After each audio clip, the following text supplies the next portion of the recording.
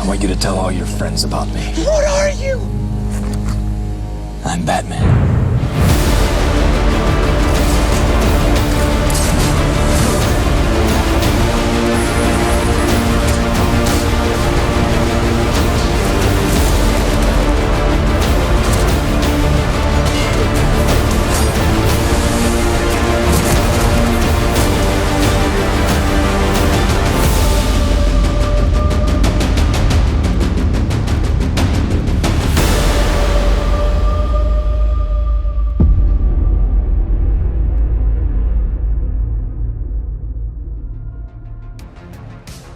There's been so many renditions of The Dark Knight that I thought it would be interesting to look through some of the different interpretations of Batman, starting way back when and how he's evolved to today's version. I'll attempt to use a broad range of media that features Batman, including the comics, blockbuster movies, and of course the incredible Arkham game series. Also, before we get started, I'd had this idea to create something like a Batman combat training guide, as something viewers can implement or add to their own martial arts training. So if that's something you'd like to see, then please leave a comment below so that I know you're interested.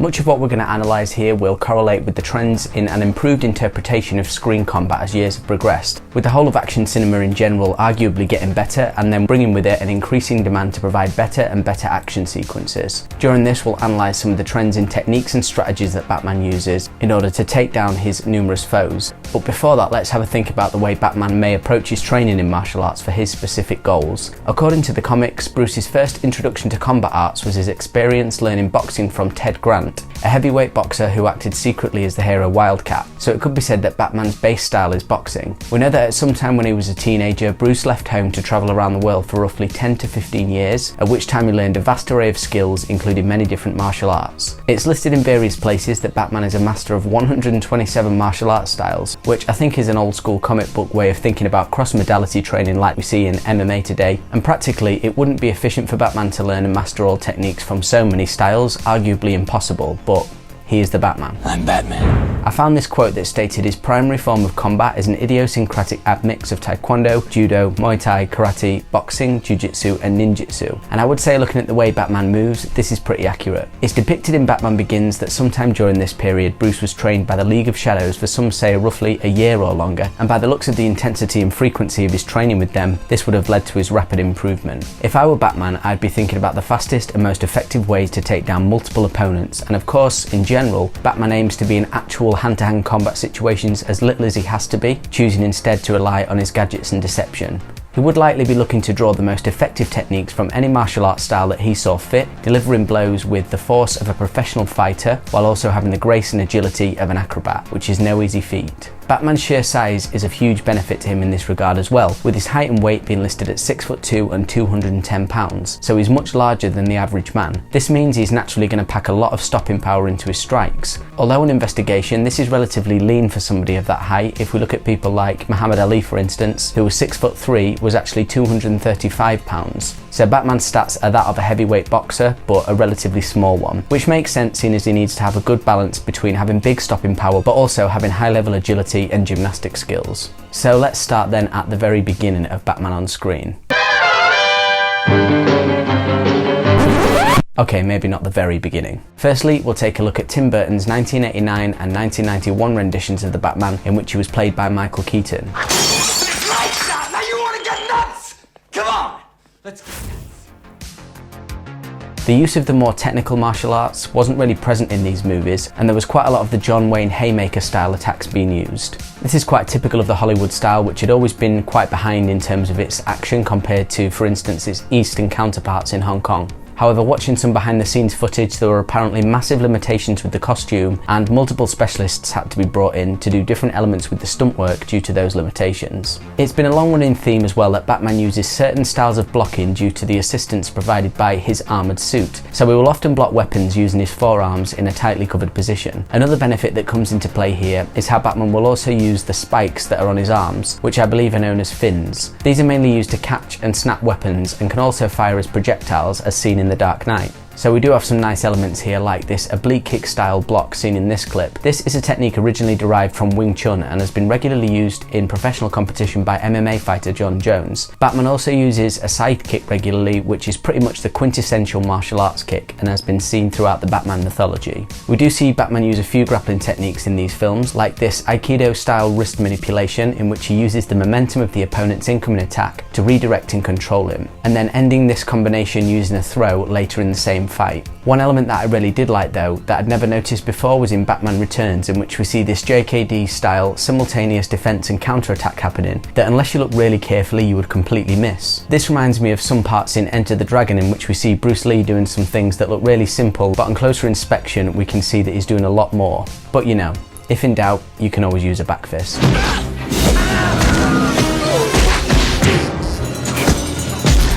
How could you? I'm a woman. The next lot of movies were pretty forgettable, so I'll just breeze over them quickly. Batman Forever doesn't really have anything memorable, or many fight scenes at all for that matter. So now moving on to Batman and Robin.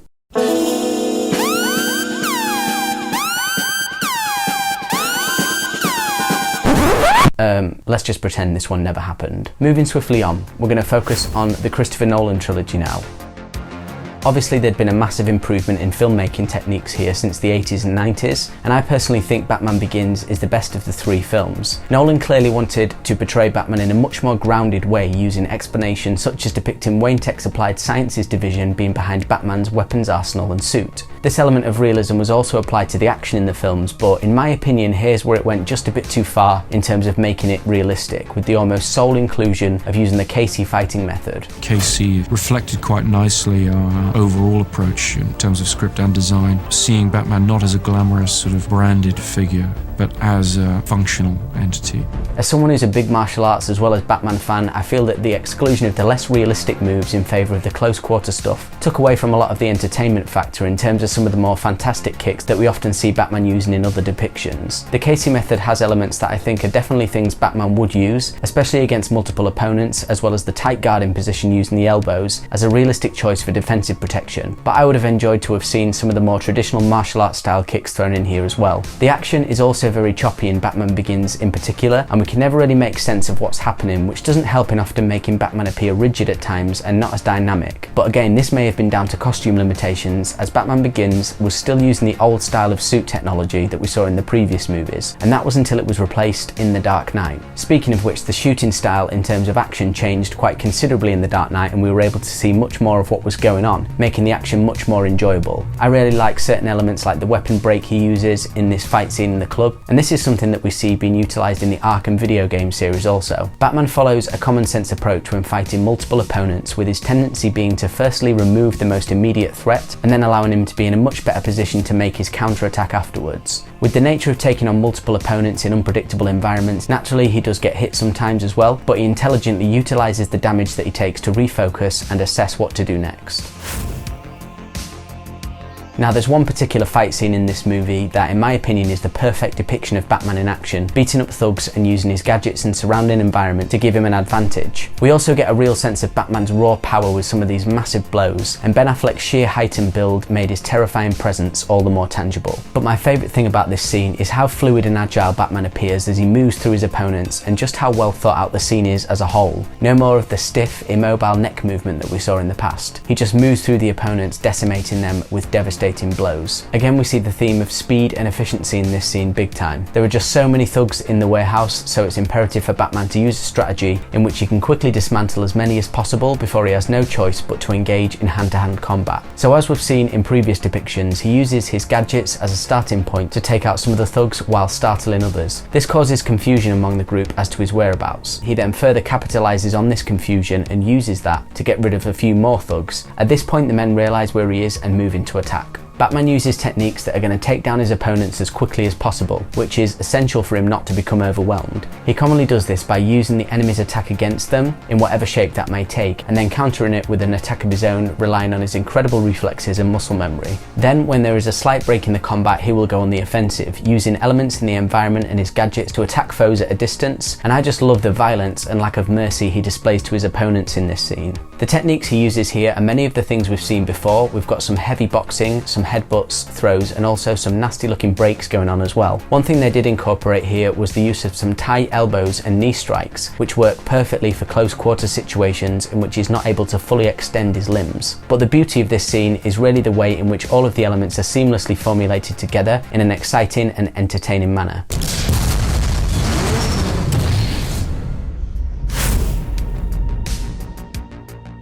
With the unlimited potential provided by animation, we see a Batman similar to that in Dawn of Justice, but with a little extra, including some of the more acrobatic movements. I'm not going to be able to talk too much about all of the individual techniques in the game, as the combat happens at such a pace that before I can really stop to speak about something, there's already been about 200 subsequent techniques that have taken place. Because of the spaces in which the fight scenes happen, Batman looks incredibly, although unrealistically, dynamic at times as he dives around and glides between the different foes. But if you've played any of the games, you know that they are just amazingly enjoyable. The combat has developed over the different games, and more has been added with each installment. One thing that has remained constant throughout is the counter-attack ability, in which the player gets a brief warning to alert them of approaching enemies, depending on which difficulty they're playing through. A prevalent feature in the game is how the player must uniquely react to the specific enemies they're fighting, as not all attacks work the same on all enemies, and some result in Batman being counter-attacked if the player uses the wrong response. There's also many destructive elements in the environments that can alter gameplay at a moment's notice, as well as Batman's ability to confuse enemies using smoke grenades to limit their vision, and then attacking them using his detective mode to give him the upper hand. I find this quite ingenious because, in a sense, it actually makes the player think like Batman in combat, in terms of maintaining an awareness of his environment at all times, even when engaged in combat with one or more thugs. With additions to gadgets and combat technology, one thing mentioned earlier that has been seen in various movies is the weapon breakages, a skill that becomes unlockable the more Wayne Tech points are accumulated. I thoroughly enjoy the beatdown options personally.